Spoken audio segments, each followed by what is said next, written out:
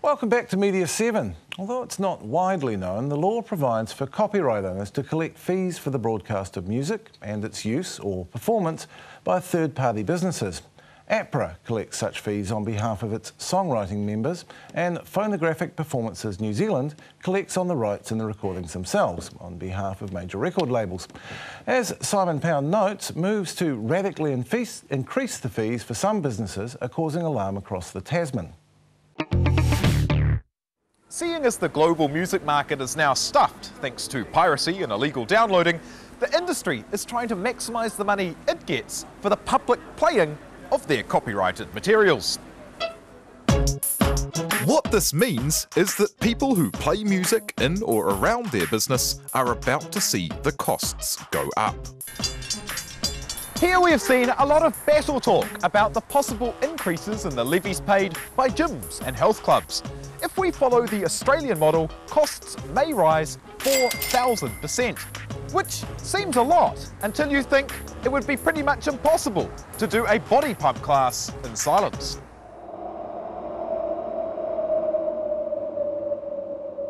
Bars and nightclubs are about to see big rises too. At the moment, it might cost around $600 a year for a bar.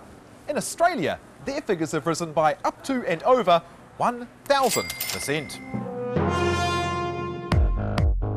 Again, you can't have a nightclub without music, and at current levies, it could be argued that in some cases, the music costs the bars less than the electricity that plays it. But some do have concerns about the way the music industry enforces copyright infringements. There have been cases here, like the private investigator going into a designer's office and deciding the MP3 player playing to staff and the showroom warranted a $155 public performance payment. But then, once they decided the designer owed the payment, they wouldn't just accept it from him, they decided to take him to court. No, not this court. It is accepted that changes may be necessary, but the question is, how much is too much, and how roughshod will that enforcement be? Simon Pound there, and joining me now are PPNZ Managing Director Kristen Bowman, Luke Dallow, owner of Auckland's Bar of the Moment, Sale Street, and Damien Vaughan, Business Development Manager of Independent Music New Zealand. Welcome to you all. Well, Kristen, you've been in the news quite a bit in the past week. We've heard the scare stories about the 4,000% increases for nightclubs and bars across the Tasman. What are your plans here? Our plans are to review those tariffs at the end of this year, probably. We're not sure yet. And as I said, a review is just a review. It does not mean that tariffs will necessarily be increased. At the moment, a bar, a nightclub, a cafe pays as little as 42 cents a day to play music to their clientele. Which is the $155 a year. $155 a year, up to the Sale Street bar, which is about $1.70 per day. So how is that calculated? And is the means of calculation up for grabs in the review?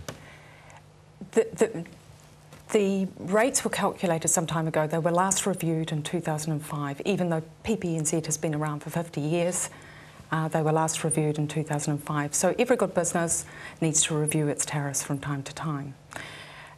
When we do the review, we'll not only look at the tariff concerned, we will look at the recovery model.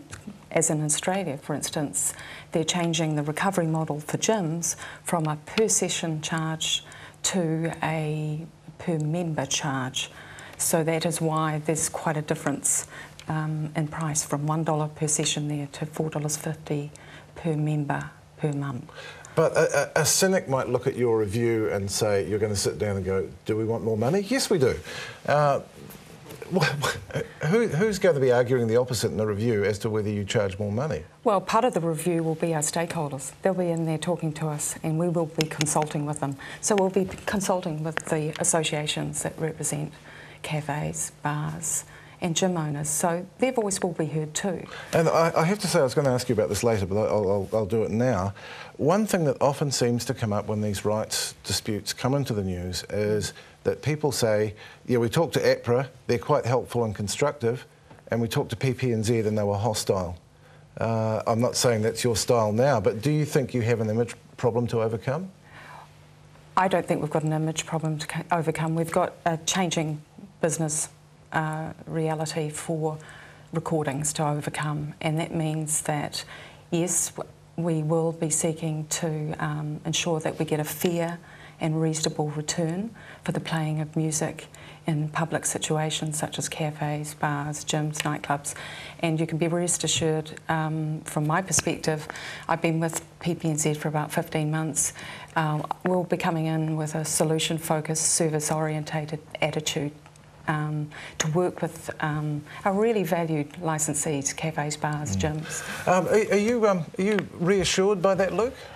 Oh, a little bit, but I'm a bit, well, Sales Street's all about live music, entertainment, DJs, and ambient music, as well as chapel orchestra. So that's what we're about. We are happy with the structure at the moment. And I presume you don't debate the need for these fees. No, because I mean these are the fees need to go back to the artists and need to go back to the recording people. And I've only known about PPNZ in the last 4 years. Before that, I wouldn't have a clue who they were.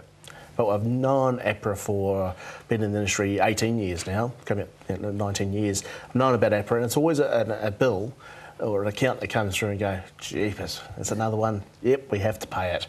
But it goes back to the artist. I think 90% of the money goes towards the artist, which is great. Yeah, their cost structure is quite impressive, actually. Same Which with you. So we know that it's going to. And the same amount goes back as well to our recording artists. So how much do you pay at the moment? Well, with APRA we pay around about $9,500 at Sales Street, which is a lot of money. That's my money I'm paying. And with PPNZ we're around about $680. $1.70 a day for the recording artists. And without the recording, by the way. Without the recording. But no music at Sales Street. But I mean, I feel sorry for. There needs to be a bit more education on who these bodies are, and a lot of people go into the business and they go, like I think there's a recent example of Tauranga down the road, and the lady didn't know who these people were, and it's like, well, as a business owner, you should know when you're applying for your licence, for a liquor licence. That's possibly when APRA and PPNZ need to go and say, hey, we're these people, this is what we do, this is where the money's going, rather than here's the bill. Well, I remember Mike Chun used to actually walk around with some paper in his arm and go and visit businesses personally, which I thought was quite a nice thing. Damien, you've worked for PRS for Music in the UK. I have, yeah. Is this kind of discussion or dispute happening around the world at the moment? Well, not at the moment, but it comes up periodically. In the UK, PRS for Music's existed for over 100 years, I think. And it's a similar situation in every territory around the world that has copyright laws. So it's not new. You represent the independent labels here. I do, yeah, PPNZ is owned by Rianne's, which represents the major labels. How do your members fit in here? Our member labels are members of PPNZ, so they are independent record labels and distributors in New Zealand. So that's New Zealand artists receive payment directly from PPNZ. How do they get their money? How's it assessed? Because who knows what's being played in the gym? Well, I think maybe Kristen could answer that one better, but the money collected by those venues is put into a general fund and then it's redistributed based on... So and local artists get their fair due? Yes, yeah. But it's, for our membership, approximately 5 to 15% of their total revenue for the year is made up of broadcast and public performance income. And that is growing. So it's something to clarify is PPNZ does not just represent 4 major copyright holders. Over 900 individual artists, musicians and labels register with PPNZ through a fund called the Recording Artist and Producers Fund. That enables us to collect and give between 50% and 100%, depending on the arrangements with their respective labels, straight back to them. And it was basically set up for that purpose, wasn't it? The rap nearly fund. 25% of our distributions in the last year will go back to the local economy, back to the local industry. Before we go, I do want to touch on the bills. I do want to touch on the private investigator case, yes, because I think even people who recognised your right to draw these performance fees, yes, thought it was a little bit over the top, sending a private investigator into a designer's office/showroom, in pursuit of $155 and taking video and then taking the guy to court. Is that not, again, this image problem that you've got? just first, this is not new. Enforcement has been going on since PPNZ was established. It goes on across all collecting societies across the world. So first, not new. Not new news, not great big scoop, okay? Let's get that clear. Second thing is, you mentioned education, Luke, and it's really, really important, and that has been such a focus for us in recent years. So when we send a letter out, we don't send a bill out, Luke, so I do apologise, you're an existing licensee, so you will get an assumption that you're still in operation and a bill is therefore appropriate to send out in the first instance. What we do with someone who we're not sure if they indeed play music or indeed are operating, we send a letter out, an educational letter, which says, hey, if you're playing recorded music, you might not be aware that under the law you need to get the permission of copyright holders to use that music. Now that would be a pain. So we're here to help you. And in the case of the showroom, which is open to the public, there's a sandwich board outside saying open to the public, or welcome, do come in, showroom open. 5 months of dialogue has gone on. 5 months. One letter, another letter, email, legal letter, another letter. Oh, by the way, if you don't want to use the music, and you're more than entitled not to use the music, could you please stop playing it? No, I want to play it, but I don't want to pay. And if we don't pursue, in certain cases, and they're very rare, if we don't pursue, what are we saying to all the compliant people?